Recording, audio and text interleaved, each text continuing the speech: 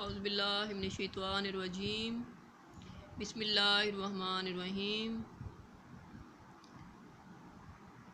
जमात दहम के तमाम बच्चों को मेरा सलाम पहुँचे। उम्मीद करती हूँ कि आप सब खैरियत से होंगे। आज के काम का बाकायदा आगाज़ हम करेंगे। सबक मुझे मेरे दोस्तों से बचाओ के ख़ुलासे से। इससे पहले हम इस सबक के मानी और मुसन्निफ़ का तारुफ़ पढ़ चुके हैं, तो आइए बाकायदा काम का आगाज़ करते हैं। एक दिन मैं दिल्ली के चांदनी चौक में से गुज़र रहा था कि मेरी नज़र एक फ़कीर पर पड़ी जो बड़े मौसर तरीके से अपनी हालत ज़ार बयान कर रहा था। 2-3 मिनट के वक्फे के बाद वो फिर वही रटी रटाई स्पीच दोहराता था। इसका अंदाज़ मुझे इस कदर पसंद आया कि इसके अल्फाज सुनने के लिए ठहर गया। इस फ़कीर का कद लंबा, जिस्म मोटा ताज़ा, चेहरा एक हद तक खूबसूरत था, मगर बदमाशी और बेहयाई ने इसके चेहरे की चमक छीन ली थी। वो पुकार रहा था, ए भाई मुसलमानों, खुदा के लिए मुझ बदनसीब का हाल सुनो। मैं आफत का मारा 7 बच्चों का बाप हूँ, अब रोटियों का मोहताज हूँ। अपनी मुसीबत एक एक से कहता हूँ। मैं भीख नहीं मांगता, मैं ये चाहता हूँ कि अपने वतन चला जाऊँ, मगर कोई खुदा का प्यारा मुझे घर नहीं पहुँचाता। भाई मुसलमानों, मैं गरीबुल वतन हूँ, मेरा कोई दोस्त नहीं। ए खुदा के बंदो, मेरी सुनो, मैं गरीबुल वतन हूँ। फ़कीर तो ये कहता हुआ और जिन पर इस किस्से का असर हुआ, इनसे खैरात लेता हुआ आगे बढ़ गया। मेरे दिल में चंद सवालात पैदा हुए और मैंने अपनी हालत का मुकाबला इससे किया। मुझे ख़ुद पर ताज्जुब हुआ कि अक्सर अमूर में मैं इससे अपने से अच्छा पाया उसे अपने से अच्छा पाया। ये सही है कि मैं काम करता हूँ और वो मुफ्तखोरी से दिन गुजारता है। ने तालीम पाई है, वो जाहिल है। मैं अच्छा लिबास पहनता हूँ, वो फटे पुराने कपड़े पहनता है। वो हसरत से कहता है कि मेरा कोई दोस्त नहीं, जबकि मैं हसरत से कहता हूँ कि मेरे इतने दोस्त हैं। इसका कोई दोस्त नहीं। अगर ये सच है तो इसे मुबारकबाद देनी चाहिए। मैं अपने दिल में बातें करता हुआ मकान पर आया। कैसा खुशकिस्मत आदमी है, कहता है कि मेरा कोई दोस्त नहीं। ऐ खुशकिस्मत शख्स, मैं तो यही तो तू मुझसे बढ़ गया। क्या ये फ़कीर दिन दिहाड़े अपना रुपया ले जा सकता है और इसका कोई दोस्त रास्ते में ना मिलेगा और ना कहेगा कि भाई जान देखो, पुरानी दोस्ती का वास्ता देता हूँ, मुझे इस वक्त ज़रूरत है, थोड़ा सा रुपया कर्ज दे दो।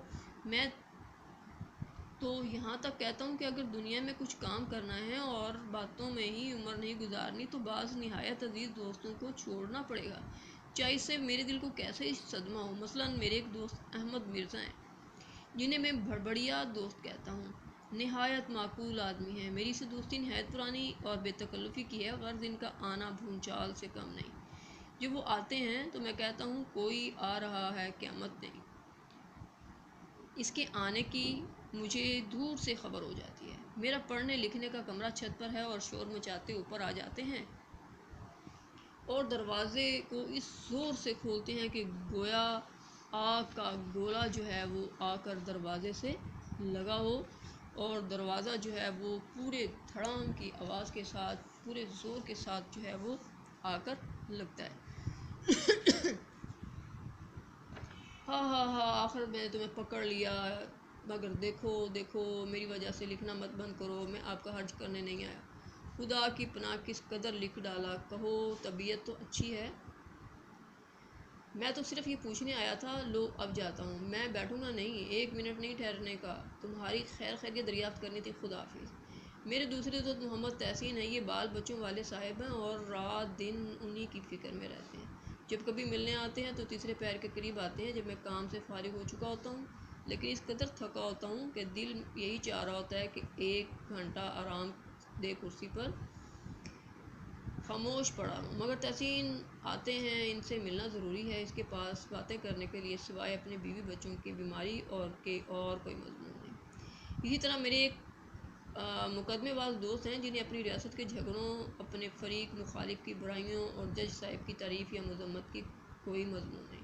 शाकर खान साहब मौजूद ज़िला सलीमपुर के रईस और ज़िला भर में नहायत मुअज़्ज़ज़ आदमी हैं। एक मरतबा मेरे यहाँ तशरीफ़ लाए, बहुत इसरार से मुझे सलीमपुर ले गए। मैं लिखने के दौरान میں بار بار پریشان کیا گیا، یہاں تک کہ بار بار اصرار کرنے پر بھی میں کھانے پر چلا جاتا۔ وہاں پر میزبان نہایت اخلاق فرماتے، چہرے پر تھکن معلوم ہوتی۔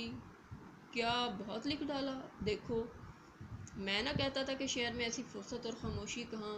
میں نے امنا صدقنا کہا اور کھانا شروع کیا۔ واپس آ کر کمرے میں خیالات کو جمع کرنا شروع کیا۔ اچانک پورا فقرہ آئینے کی طرح صاف نظر آتا ہے۔ میں خوشی خوشی میز پر گیا، لکھنا چاہتا تھا کہ پھر دروازے پر ہوئی دستک۔ نوکر اطلاع دیتا کہ صاحب باہر گاڑی جو ہے وہاں انتظار کر رہے ہیں۔ دوستوں سے مل کر شام کو واپس آئے۔ کھانے کے بعد باتیں ہوئی۔ دوستوں کا سلسلہ یہیں ختم نہیں ہوتا۔ ایک دوست ہمیشہ قرض مانگنے کے لیے آتے ہیں، ایک دوست عرصہ دراز سے میری دعوت کرنے کی فکر مند نظر آتے ہیں لیکن اپنی خواہش کو پورا نہیں کرتے۔ ایک اور صاحب ہیں، جب آتے ہیں تو اپنی ہی کہے جاتے ہیں، میری نہیں سنتے۔